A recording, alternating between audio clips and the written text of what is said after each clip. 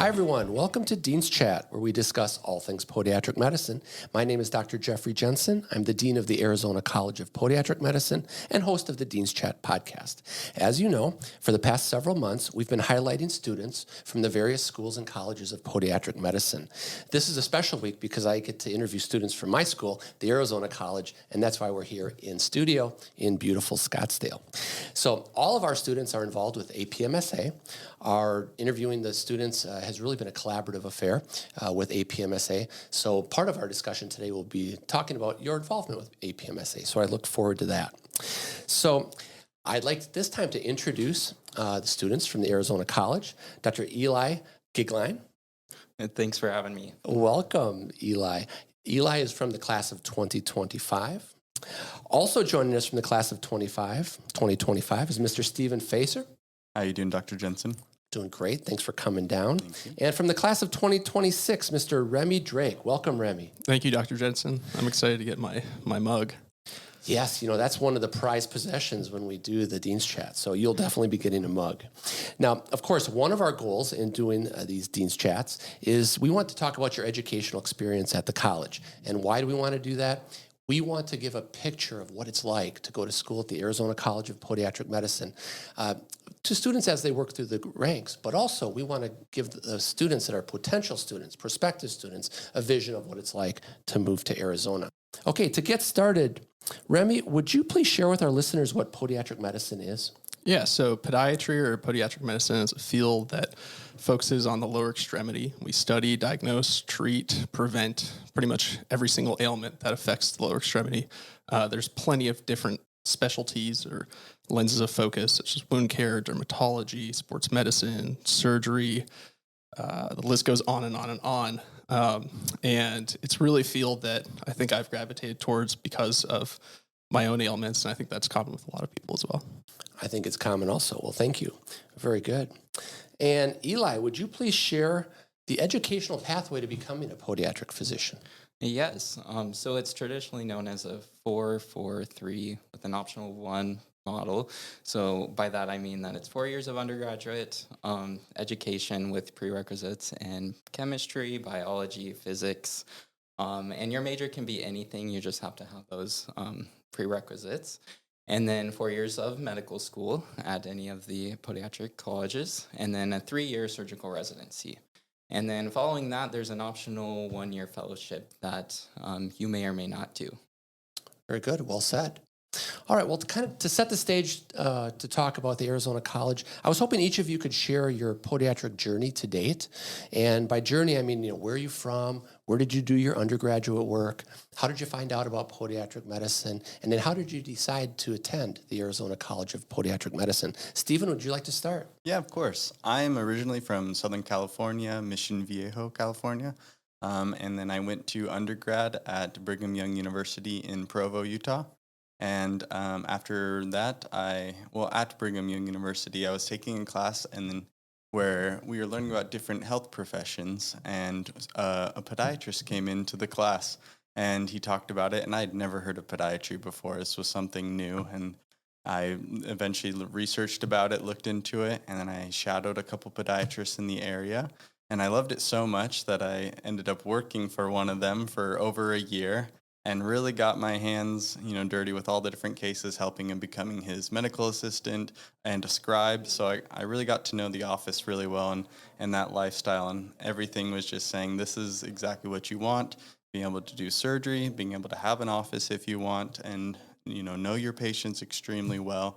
And so I applied to the different podiatric medical schools, and Arizona was one of the top on my list because of the closeness to my home and my family in Southern California, but also I just knew that it had top-notch academics, and the board pass rates were something that could not be denied. And all the students that I talked to from there, including someone I used to work with before, said, oh yeah, you got to come here for podiatric medicine. This is definitely the place to be.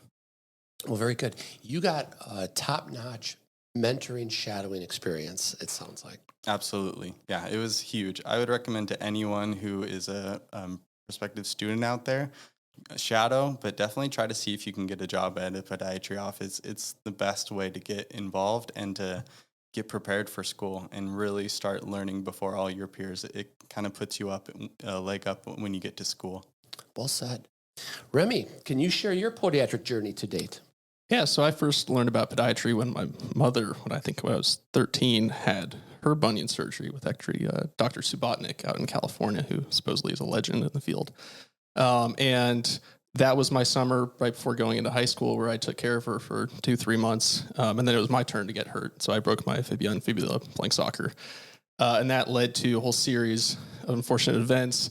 I got really interested in physical therapy, and that was when I got to college at UC Santa Cruz. That's what I was kind of dedicated on.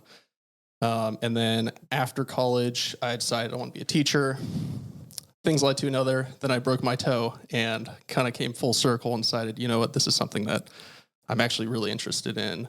I loved the evolution of the foot. I loved the surgical aspect. I loved being able to talk to patients and kind of seeing them go through that journey of being able to learn how to walk again. And that's when I decided to apply to the Arizona College of Podiatric Medicine. I like to say that I could have gone to the California school. I could have gone to the school in Pomona, Western University. But I had also lived in Salt Lake City for 2 years. So I figured I should finish the quadfecta and do the whole Southwest region and move to Arizona. Well, we're glad you did, Remi. I am too.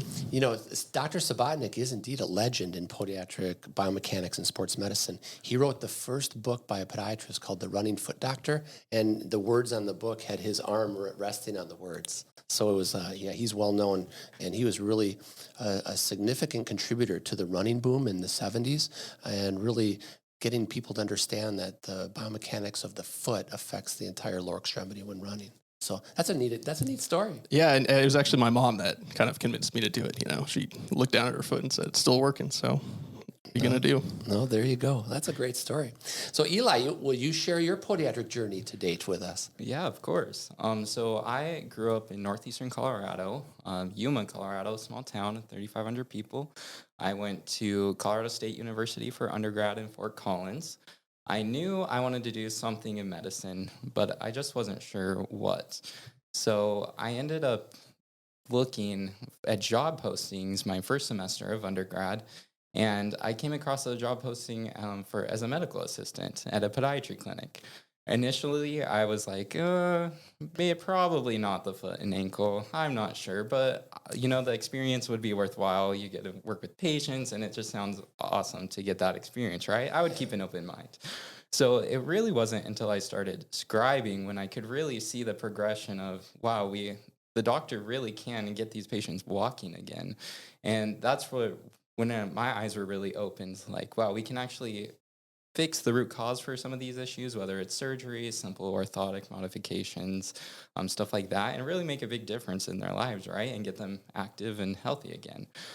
So that's what sold me to the profession. And then I applied to 3 schools. Arizona was the top of my list. One of the doctors I worked for, he came here to Arizona, had a great training, and I liked being integrated with the DO program. And during my interview process, it just felt right. So never looked back since my interview, really.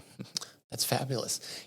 Aside from the shadowing experience, which pretty much universal, that's an experience that students, they don't even know about podiatry sometimes, and then they go visit a podiatrist and this whole world opens up to them. But how much of the fact that you knew you were going to be a surgeon, you knew your end game, how much did that play a part into going into podiatry? Because I know if you're going to go the MD-DO route, you don't know what you're going to be doing down the road. Eli?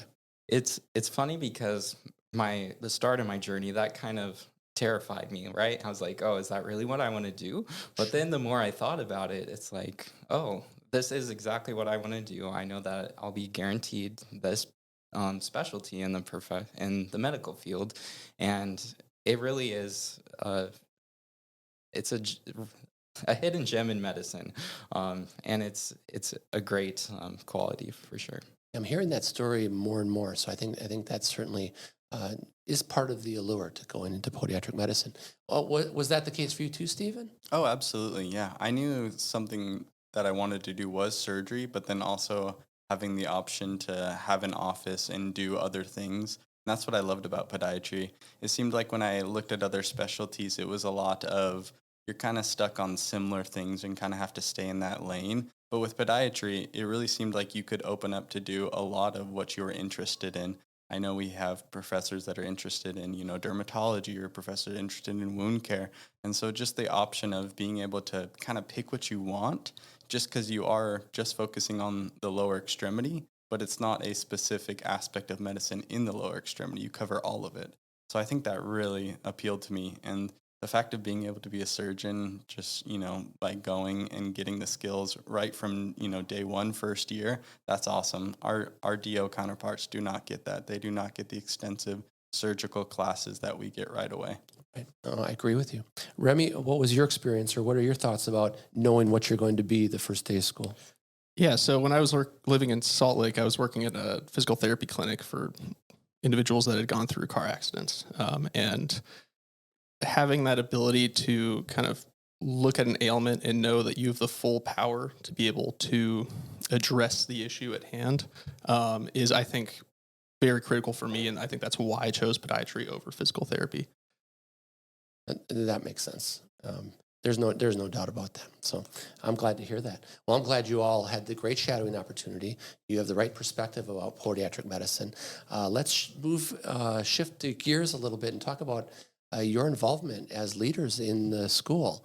Now, the APMSA means American Podiatric Medical Students Association, and you all represent your classes. I'd be interested in hearing about A, how you got involved with APMSA, and B, what you're currently doing or what your responsibilities are. Stephen. Yeah, I am currently the AZCPM APMSA president, and so I kind of represent the whole student body at our school. And so that's been really fun to do. It can be stressful at times, but it's a lot of fun. It's really been a cool experience to get involved at our school, and also at the same time be involved at a national level and work with the other schools and students from there and the other presidents at their school. So I've been really enjoying that a lot. And the only reason I really got into it was because Eli was our delegate. He got elected our first year, and he said, "You got to come to these conferences are amazing. You meet so many cool people. You're meeting everyone from all the different schools. You get to meet different doctors." He's like, "You got to sign up when the chance comes." I was like, "Okay, this is gonna be awesome. We're gonna be going, hanging out with different people, meeting doctors, meeting residency directors. There's nothing better, honestly." Really, it kind of gives you a glimpse of the future, doesn't it? Oh, that's fantastic. So, Eli, you got Stephen involved. How'd you get involved? Yeah, so it was really the club fair at the first quarter when we were in Arizona. There's the club fair with all the different clubs, different positions you could run for, whether that's like class president and whatnot. But once I heard about the delegate position, it's, you get to represent your class on the nationwide scale. So if any of your classmates are having any issues with anything, whether that be registering for boards or anything else, I can definitely relay that to the liaison, for example, and then get those issues addressed.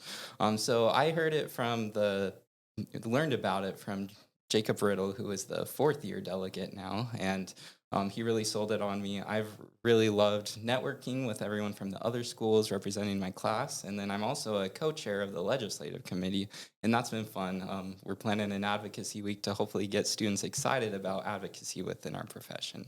Oh, that's great. Thank you for giving back already. That's wonderful. Remi, you're the newbie on the APMSA front. I am, and just as Spencer did, Eli convinced me to join. I'm very glad I did. I serve on the education committee for now. We take charge in making webinars to help fellow students kind of get a better glimpse of the profession, learn all of the word salad acronyms that we need to know in the future. We're starting up a journal club as well to go over some landmark papers in podiatry to kind of understand the history of the field. We also take part, we're building up an APMLE Part 1 study guide. And what was the fourth that I was trying to mention? I'm blanking. That's all right. Yeah. So all three of you were in Nashville. Yes. What was the highlight of the Nashville trip for you, Remi? Ooh, the hotel, the Gaylord Opera was honestly a theme park in a hotel. I'd never experienced anything like that. Yeah, I was there for a week, and I think I went outside twice. I mean, it's amazing. What was your highlight, Steven? Honestly, going downtown to Nashville is so fun. I've never been there before, so just being able to walk on Broadway and the different streets and seeing just the nightlife of there it was insane. It was really fun though. Very good. And Eli? The Nashville hot chicken was delicious. It was awesome. No, absolutely. So, part of APMA is the legislation and advocacy opportunities that we have. And this week, we've got a big event. We're going to Popstroke to go mini golfing. And I think we've got 85 students coming down for that. And when some of the folks are flying in that are APMA PAC reps, and I'm really looking forward to that. This should be a lot of fun. Yeah, it's going to be awesome. I know Landry's working hard. Landry's working hard to make it work. Yes, my president-elect. He's doing his work. There you go. Otherwise, he'd be here with us today. Absolutely. All right, sounds good.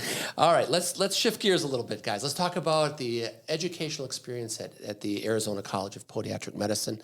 And what I'd like to do is just kind of walk through each year, and we'll talk about the course load and what it's like to work your way through the system. We'll talk about boards a little bit, and then when we're done, we'll do some professor shout-outs. How's that sound?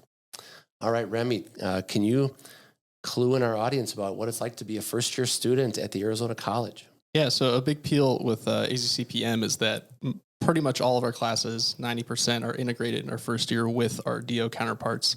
So we take general anatomy, biochemistry, physiology, immunology with them, and it's great to have study partners with lenses and focuses that are outside of podiatry. And now in this second year, we had our summer with that was strictly podiatry classes as well. So we were able to focus just on those. And those included medical imaging, pediatric orthopedics, another biomechanics course, more podiatric surgery. And so you get this, and very important, lower extremity anatomy. You get even more focus on that. How could I forget? And so I feel very comfortable in that I've gotten a whole wide breadth and a lot of detail that I think every single podiatrist who is going to be a physician for the foot should be getting. Absolutely. Did you feel the pressure when you were dissecting your limb that you had to do a great job so that when structures were tagged in the exam, your classmates would be impressed? Yes, Dr. Wisman was very big on that. He'd pass by and comment on every tiny little thing. And it's very important, right? As future foot doctors, podiatrists, we're going to need to have that attention to detail for especially a part of the body that is really neglected by the rest of the medical field, in my opinion. Well, I really think it's the most important course that we have here at the college, because when you go through anatomy, then you learn about everything, you know about everything, general anatomy, and then to have the opportunity to get, for every 2 students, a mid-femur distal leg that you can dissect over the course of the summer. I just think it's the greatest opportunity. Absolutely. All right, sounds good. Anything to add about the first year? I would just say it's definitely intense. You come into it and you get slapped in the face pretty quickly at AZCPM. It's an intense workload, but I think by the end of it, you realize how much you're learning and how much you are preparing to be that competent physician. So It is kind of a shock to the system initially, though. All right, so once you're through the shock and you know what you're doing and you know how to study and you know what works best for you, tell us about the second year. yeah, and then second year comes around and you get hit with the hardest classes. You get pathology, you get pharmacology, you get microbiology, basically all the things that are most important for your boards exams. They come in fast and you think you know what you're doing, and then you have to kind of switch up gears a little bit and start thinking more like a physician and less memorizing like you have to do in first year. And I feel like that was the hardest challenge for me, was just to switch that mindset of, okay, I need to start addressing, patients and looking at clinical vignettes instead of just memorizing something with another thing, just A to B.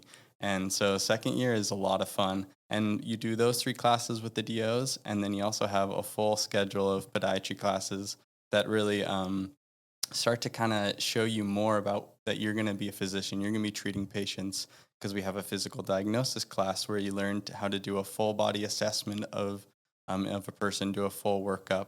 And then you do Gen Med, where you start learning about just normal pathology and how to have a patient interaction for different things, like a neurological exam or do a heart workup with a patient that comes into an office. So I was really impressed just by how much breadth of knowledge we're getting and how they at our college were really focusing on becoming that physician first and giving you the skills to treat any patient that you'll be seeing during residency. So I've loved that so far. Oh, well said. And let's talk about boards preparation for a minute, because Stephen and you and Eli just went through that, and you mentioned pharm, physio, and path, the 3 Ps. Those are the hard ones, right, around the country. And our students, sometimes all students pass all 3 parts. So we're very, very proud of the students and the faculty, of course. And then we're very high in lower extremity anatomy scores too, which doesn't surprise me based on the lab. So tell everybody a little bit about your prep for boards, how the school treated boards with reviews and things. And you both passed, obviously, so that's a great thing. And that's a great burden off your shoulders. But let's talk about boards prep for a little bit. Eli. Yeah, so just like Stephen was saying, second year is very intense, but looking back on it, it really prepares you for boards, prepares you very well. So I started studying, I took a couple weeks off after the spring quarter just because I was a little burnt out. I needed some R&R, get back in the headspace, and then started studying, especially hit the hardest through June. We get 3 weeks off just to study for boards. So that dedicated study time, you can review a lot of things. But overall, our cumulative pharm final, that really prepares us well for boards, reviewing all of those medications. Because then you really don't have to study it that much because it's fresh in your brain.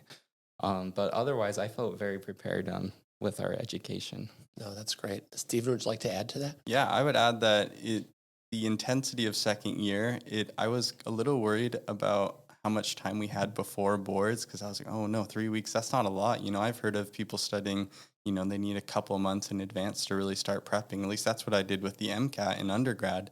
But the intensity of second year and just how much you learn, I was not feeling bad at all. By the time, those last couple weeks before boards, I was like, okay, I'm ready to take it. I'm done reviewing all this information. I don't want to look at my slides anymore. I think I know it. We can do this right now. So I think our school did a really good job of preparing us for boards. That's great. I'm always very proud of our students because we're among the very, very top of board scores in the country. And it has to make the students feel good that if you get through the curriculum, you're going to pass your boards. So you don't need 6 months to study or all of that. So well done. So those are like words of wisdom for you there, Remi. Yeah, I was about to say, I'm really glad I was able to meet these 2 guys. They're a great resource. They're kind of my cheerleaders that when I see them throughout the day. And it's nice to know that, if I put in this work, I can do it as well. And sometimes it might feel like I'm learning esoteric knowledge about the eye, which is something I might not deal with later down in life, but it is important. And it does have relevance down the line. I just need to trust the process. Absolutely. Well said. So Eli, let's talk about the third year at the Arizona College of Podiatric Medicine. What's your experience so far, and what do you think?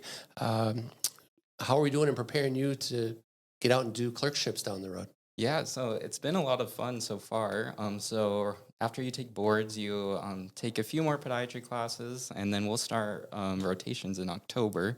So we're just finishing up some surgery classes. We have a radiology course. We just finished a dermatology course, which was a lot of fun. And it's really preparing us well to get in that clinical mindset so that we are prepared for rotations. So then once we start rotations, that'll be October through March or April, depending on your schedule. And that's your third year. You'll have a 1-month rotation with a doctor within the Phoenix Valley, seeing patients and scrubbing in on surgery. So I'm really looking forward to it. Very good. And any other comments on the third year, Stephen? Yeah, I think third year has been really awesome to start so far. It's been great because a lot of the classes have very interactive labs involved with it. For our surgery class, we've been able to do an X-Fix lab where Stryker brought in, a whole X-Fix and mini rails and stuff to work on with us. So that was really fun. Baco came in and did a fun dermatology lab that we were able to, learn how to diagnose different skin cancers and skin lesions. That was really fun. So I've really enjoyed the interactive part of it. And it seems like you're right. The stress is off of us right now. So it's all about just preparing ourselves to get out there and see real patients. That's a great feeling. I think you're really going to enjoy the preceptors that we work with in the Phoenix area because many of them are graduates of our school that have come back after doing premier residency programs around the country.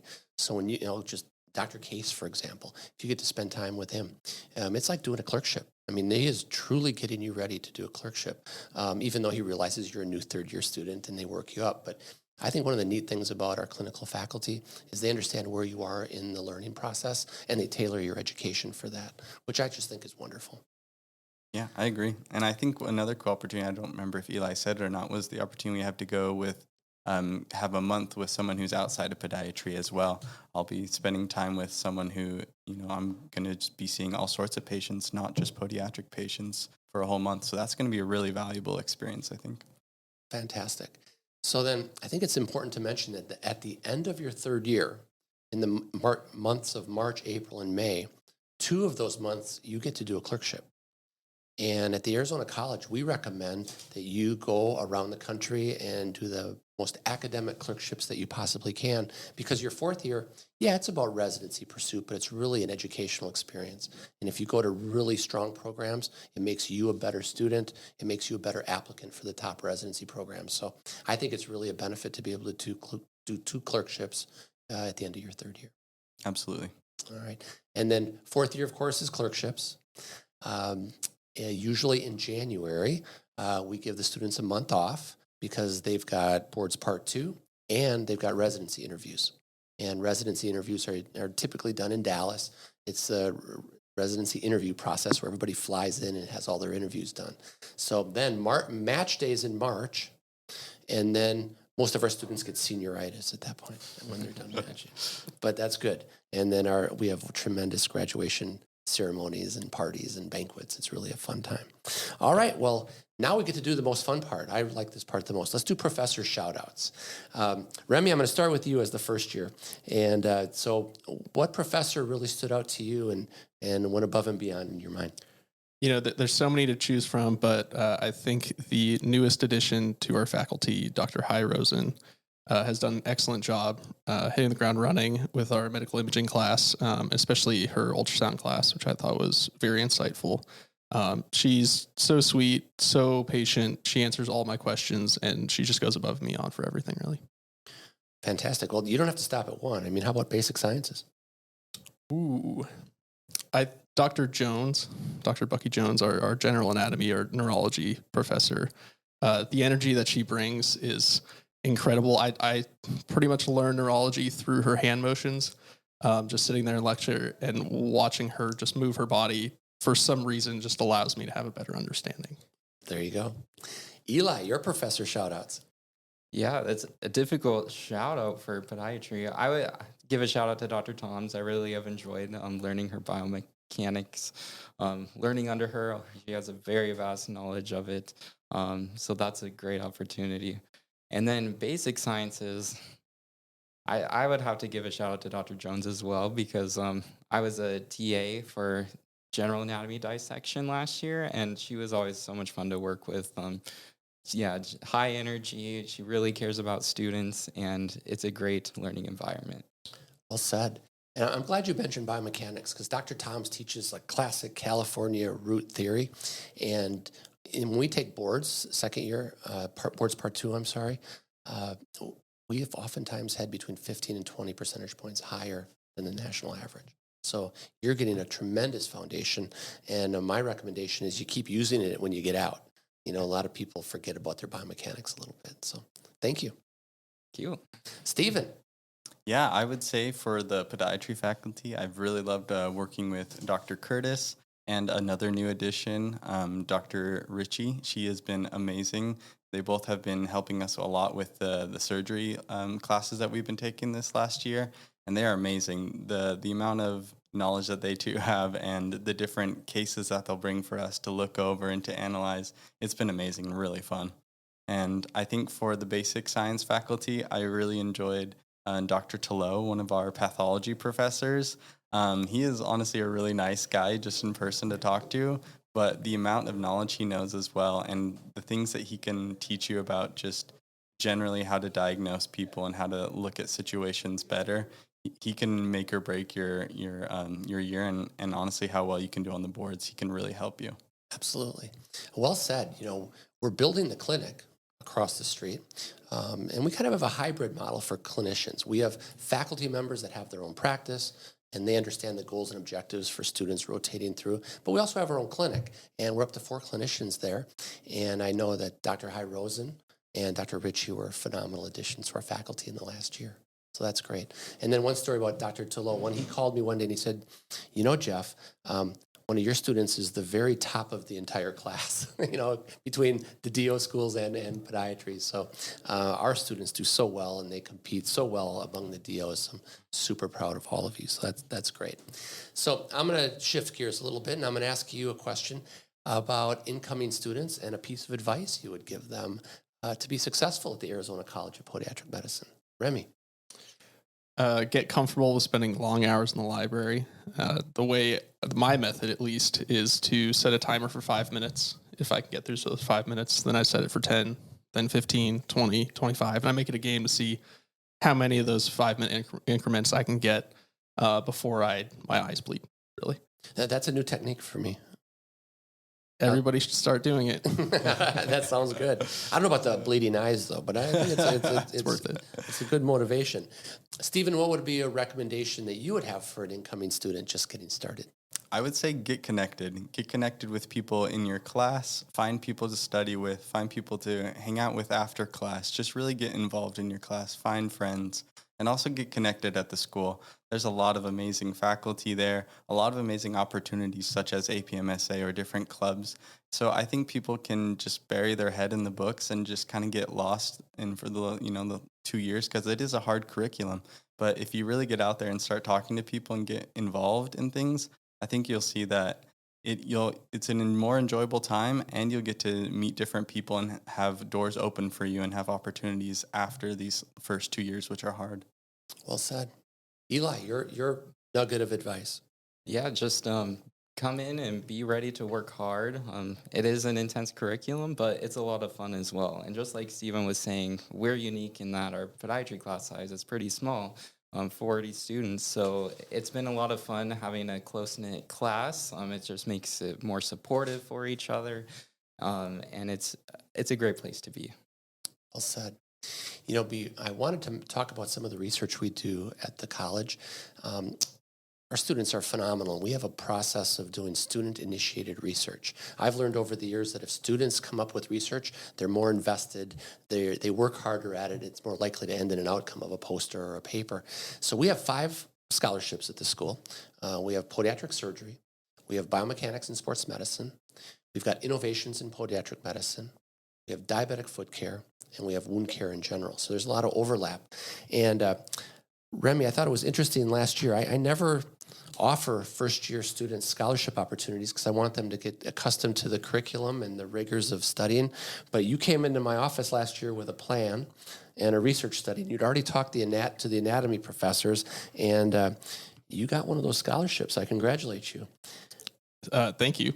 Do you mind commenting on it? Give everybody an elevator pitch of your study. So I found out when I was 21 that I had a tarsal coalition, and I had no idea what that was at the time. That was a big step for me to be interested in podiatry, because I went into the literature and kind of realized that it is a very understudied condition, partly being because the different imaging modalities to diagnose them are somewhat limited in the different presentations of tarsal coalitions. And so especially after learning through our integrated classrooms, we have a big push for ultrasound education at Midwestern. And I had this idea of integrating it and saying, can we diagnose tarsal coalitions, specifically talocalcaneal coalitions, with ultrasound? To my knowledge, there's only one study in 2020 that came out. It's very difficult to find, first of all, and I wanted to try to replicate those studies. So in our lower extremity anatomy class, we've been using the cadavers kind of as a proof of concept to scan the subtalar joint, the middle facet, get a scan of that, and then compare after we've done the dissections to open up the subtalar joint and kind of assess were we accurate in being able to diagnose with tarsal coalitions with ultrasound. So we only had 16 limbs so far. The prevalence goes anywhere from 1 to 13%. Unfortunately, we weren't able to find any this go around, but we still have 50 other limbs that we're waiting to get dissected in the other classes. No, that's fantastic. And that's great. And it takes a lot of motivation and it takes a lot of organization to do that on top of your academic load. So congratulations. I think the research opportunities are great. And I always tell students, there's two reasons you want to do research. One, you want to be involved and you want to become an expert in something so that you can do a literature review and do a gap analysis and then work with faculty that are specialists in those areas. The second benefit is if you do research, residency programs really like that. And residency programs will oftentimes really give you a serious look if you've got some research on your CV because they're always looking to be published also. So I think there's two benefits to doing research. The curriculum's the most important, of course, that's the cake, and the research and the extracurriculars are kind of the icing, but you certainly have all those opportunities at the Arizona College. All right, so what would you tell a prospective student about podiatric medicine? And then specifically, what would you tell them about the Arizona College of Podiatric Medicine? Eli. Yeah, so I would say to a prospective student that the best thing to do is shadow. You can shadow a podiatrist and any other specialty, really. You should shadow them, see what they're able to do, look at their attitude and their overall outlook on life, and that'll go a long ways. And keep an open mind as well. You never know what you'll stumble across and what you may or may not enjoy. Well said. And then about the Arizona College? Oh, yes. And in terms of the Arizona College, it's a great place to be. I love to do outdoor activities. I go mountain biking, hiking. It's a great environment. And then the school is awesome as well. Very collaborative. Very good. Remi. I would say if you're going to embark in any field in medicine, kind of have your rock, your story that when you're struggling to remember why you threw yourself into it, that you have that as a way to motivate yourself again. For Midwestern, I just loved the integration. I loved how the faculty are experts in their field, but at the same time feel like I can have a casual conversation with them, and there's no judgment attached with that. And, as Eli pointed out, the natural beauty of Arizona is kind of unparalleled. I just moved and I have a nice west-facing balcony on the second floor, and every day I tell my girlfriend, this is the best sunset we've seen so far, and it's every day. Very good. And I was going to save the last word for the president. Stephen. Oh, yeah. I think if a prospective student coming into medicine, I think they should really gain the understanding of what we can provide for people. Really look into that. I know I learned that a lot in the clinic of just the change you can make in someone's life, the effect you can have of, telling someone that they have Charcot and then being able to work with them to help them and heal them and see the massive difference you can make in their life. I'd say just look for those opportunities. And that will go a long way into kind of solidifying the idea if medicine is right for you, if this is the right field for you, if you're interested in that, in being someone that can heal and someone that can, make life-changing differences in people's lives. And I would say also for the Midwestern University, or AZCPM, definitely it's the best school that I could have gone to. It's been a great environment for me personally, having that small class size to get to know everyone really well and make friends. It's been a great one for my family to be able to have people around us in a supportive network here. The faculty have been great. I had my first child last year during school, and the amount of support that I got from them and from my classmates was amazing. So they really are there for you for everything, and I can't imagine being in a better place. Well, that's great. Thank you very much. And I speak for the faculty. I mean, we are so proud of all of you. You all do so well in school, and you're leaders in the profession, and you'll be future leaders in the profession. And I know that we're all looking forward to following your careers going forward, so we wish you the very, very best of luck. And to all of our listeners out there, thank you for listening to Dean's Chat. Whether you're on Spotify or Apple Podcasts or Google Podcasts, please give us a 5-star rating If you're on YouTube, please become a subscriber. And of course, we're going to give each of you one of these Dean's Chat cups. And you'll need that, though, because you're going to have a lot of late nights and early mornings. So your caffeinated beverage of choice can be drank in the Dean's Chat cup. So thanks, everybody. Cheers.